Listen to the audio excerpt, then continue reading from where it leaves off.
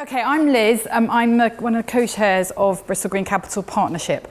Now, it's an interesting talk for me today because there are many people in this room who've been involved in the Green Capital Partnership for way longer than I have. So for you, I didn't want to start from scratch. On the other hand, there are people here who probably don't know anything about it at all. The Green Capital Partnership was set up in around 2007 when there was a kind of recognition that there was a lot of different things going on in the city around green things in the community sector, in the public sector and in the private sector, but there wasn't very much joining up of those. That's a very, very basic way of describing the beginning, I think. And so the hope was that by creating a partnership, we'd be able to make a bit more joined up thinking and joined up action. Interestingly, it was a good year and a half before Europe set up what then became the European Green Capital Award. So obviously when Europe decided to jump on Bristol's bandwagon, as we like to think of it, Bristol decided it was going to apply to try and win this award. We applied 3 times, third time lucky, and as I hope most, or if not all of you know, next year Bristol is due to be European Green Capital. The partnership itself, so we're not putting on the year, there's a company being created to put the year on, but the partnership itself has a really important role, I believe, in the city. We are still have that fundamental role of trying to connect things up, trying to help people to work better together. Our official headline is Bristol Green Capital Partnership exists to accelerate progress towards Bristol becoming an internationally leading low carbon city with a high quality of life for all. So we're trying to help accelerate the city to get to that place by supporting all of those different sectors to work in it. What I was wanting to think about was the fact that actually lots and lots of the groups in this room and lots of groups in the city all have a very similar vision. They want to help make Bristol a greener, healthier, better place for everybody who lives in it now and in the future. But actually we have different roles in achieving that. So I wanted to think today, because particularly today is about communication, about that thing about, well, communication for what? Who's got what role in communicating in the city, and therefore what sort of communications do we use? Because we can get very excited about different mediums for communicating, but unless we're clear about what the purpose of our communication is for, it's quite hard to start making sure we're doing our piece of that jigsaw really, really well.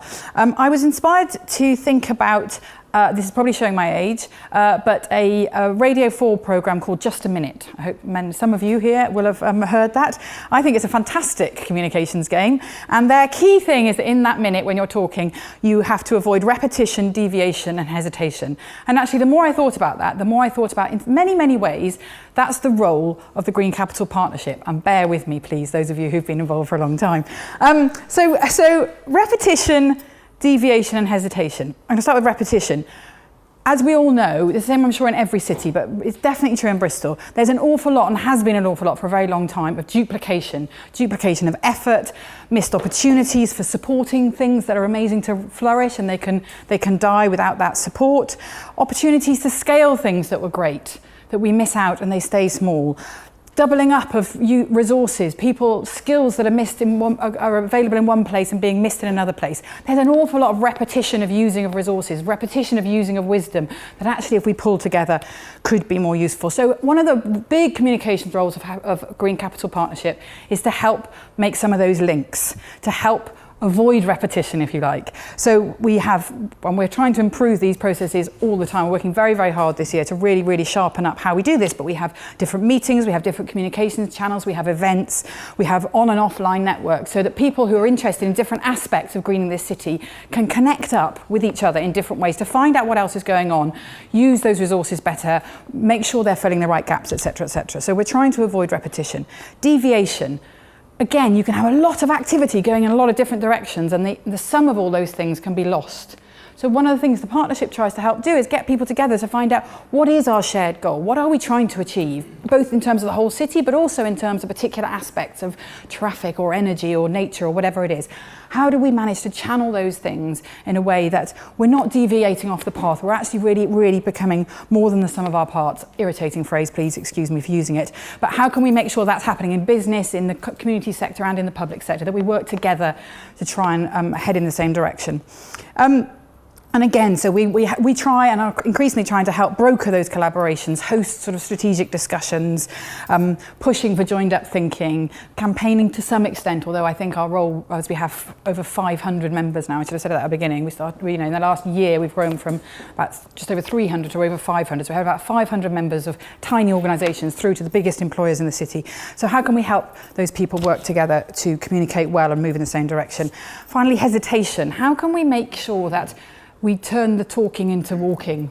I'm going to use a lot of walking people in the room. You know, there's an awful lot of talk, there's a lot of thinking, there's a lot of ideas. It's a fantastically creative city. How can we help move that towards something that really, really makes a difference? So part of our job is to help some of that capacity building. We're not delivery agents ourselves, we're tiny, we're largely volunteer run, etc., etc. And Vicky is, in fact, our only employee. But how can we help build capacity in all of our members by making those links up, by finding out how to support people to find the funds they need, to find the partners they need, to find the support they need, to build capacity so that much more of those ideas really, really come to reality, and we can create a kind of support network within and across the partnership and across the city to help make that happen.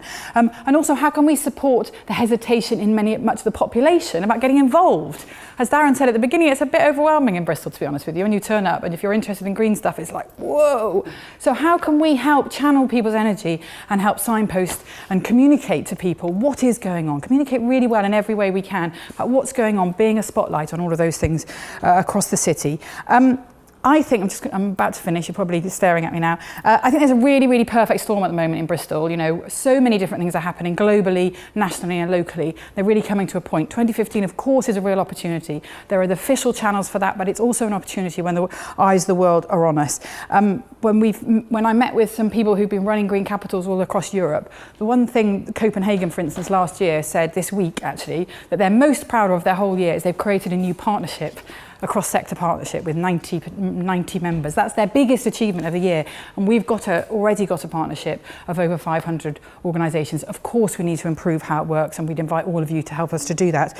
But I think this is a real opportunity, and I think what we need to do, and I think today is a really good place to start that, is to think about the role of the communications. I think there's a huge role for events, and we're excited about working with Big Green Week and the Big Green Week team to be thinking about kind of big green events over the year. How can we increase the capacity of those events to really, really make a difference across the city? But there are also, even in this room and many people outside of this room, we need to be working better with to make sure all of those roles, communication roles, are fulfilled well, so that we can help the whole city to not repeat, not deviate, or not hesitate in making it a fantastically green city. Thank you very much. I'm sorry if I overran, Darren.